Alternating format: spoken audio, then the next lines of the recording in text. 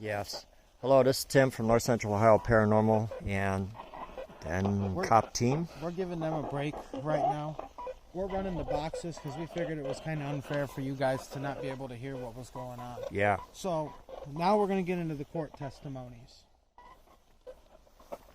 The court hearings against the Sprungers started in 1909, and W.B. Glatz was trying to get the custody of his grandkids, making claims that they lived in deplorable conditions and were fed a diet of calves' long calves' head, and Mrs. Sprunger only claimed that only ham, bacon, and tongue and hash were... Dude, they said the same thing. Mm-hmm.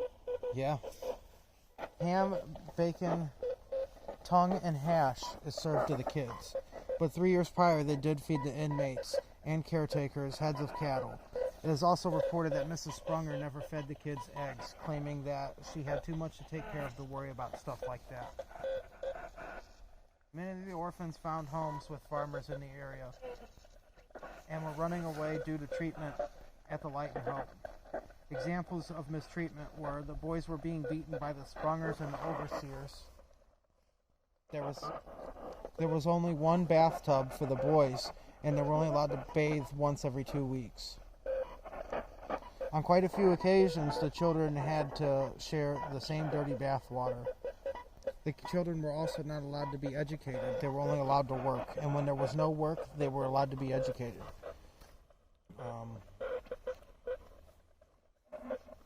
Food was prepared in a kettle used for laundry purposes. One little girl named Dorothy suffered from trachoma, a disease that infects the inner surface of the eyelids, in which... Steph, turn yours up a little. Whoa, whoa, whoa, whoa. Turn yours up a little, Steph. Okay. Yeah. It's getting pissed off I'm reading this. Yeah.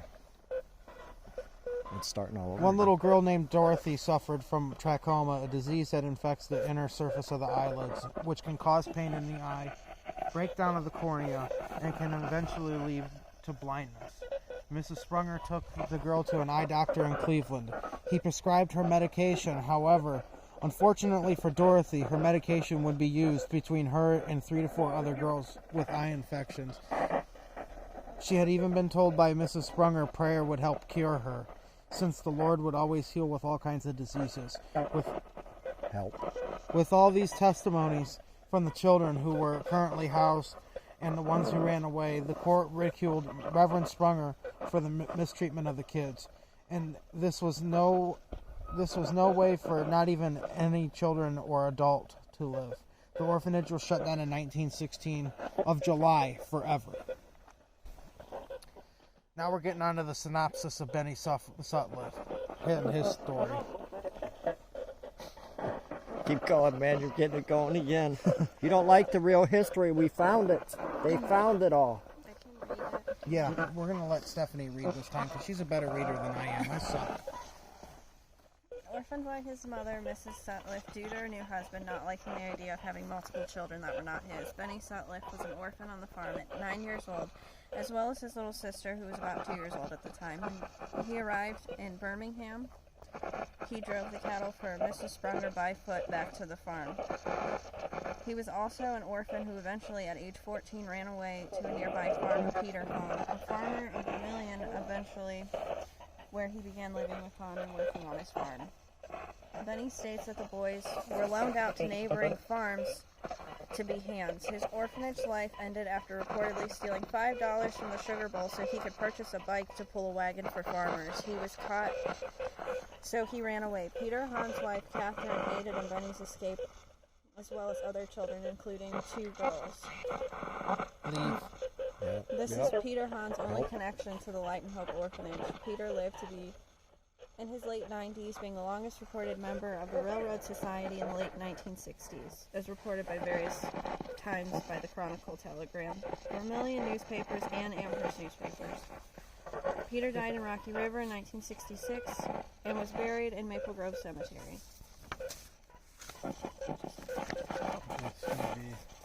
This one?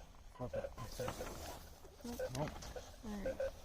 So we're getting to the end of this. Are you happy? Did you read The Death of Charles Lawhead? Nope. Nope. According to the purchasable book, Haunted Lorain County on Amazon in the chapter Gore Orphanage, there is a statement that reads as follows. On February 2nd, 1910, two boys, 13-year-old Charles Lawhead and friend Paul Berger, were sledding down the steep hill that leads to the road near the orphanage. The sled veered into an on-scene wagon, and Lawhead was controlling the sled, causing his head to be crushed under the wheels of the wagon. Paul suffered severe injuries but did not die. Millie Lawhead, his aunt, has him buried at Woodland Union Cemetery in Van Wert, Ohio. He is reportedly the only orphan death on or near the property and was the only one that died that was not adopted.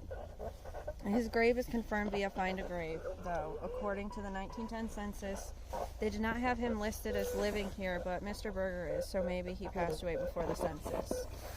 So in the end, there was no fire that killed the children in Lorain County, no mean Mr. Gore who brutally killed these children. In reality, it was Reverend Sprunger running a poor institution and mistreating children. The only fire recorded on the Gore Orphanage property is that of Swift's Hollow in 1923 due to vandals, which was in talks of time to being reconstructed before the fire broke out. And this tale is often confused with the Collinwood school fire that claimed the lives of innocent children and teachers. That's it. That's the true tale of it. Me and her, we sat for 20 hours and we dug up all this stuff.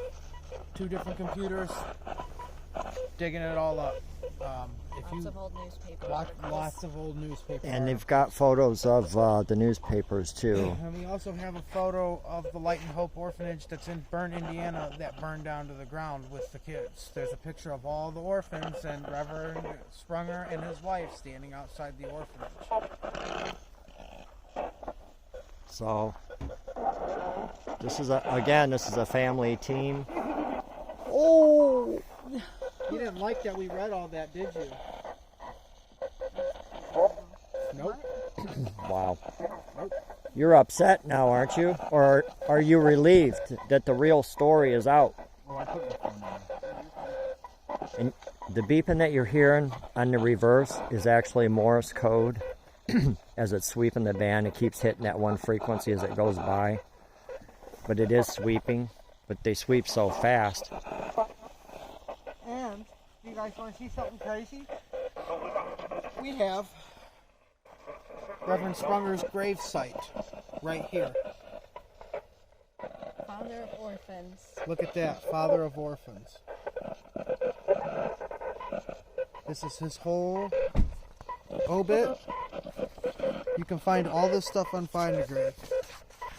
This is his whole...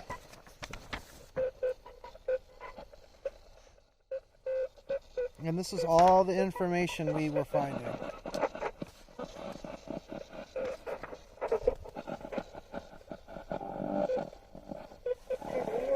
this one right here, she got exhumed twice. Yeah, he read that you said something, and then Ryan said something. You guys are saying so much, but you were correlating. Here is a newspaper article we found.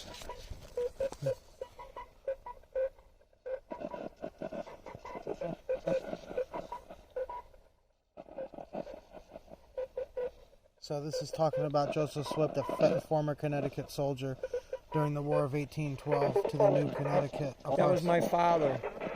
It sounded like it said that was my father. Wow.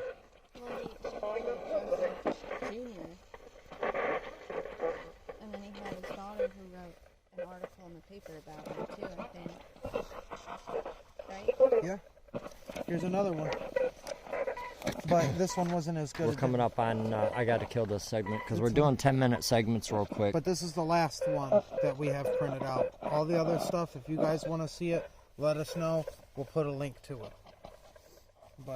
And this is the last segment for that, and we've stirred it up. Obviously, it seems to have been stirred up. So we're going to let both boxes run, one in original config, the original ink box, and the other one, the reverse audio ink box. And these are in 10-minute segments and also be on TikTok. That's why I have to do 10-minute segments. NCOP, North Central Ohio, Paranormal, out.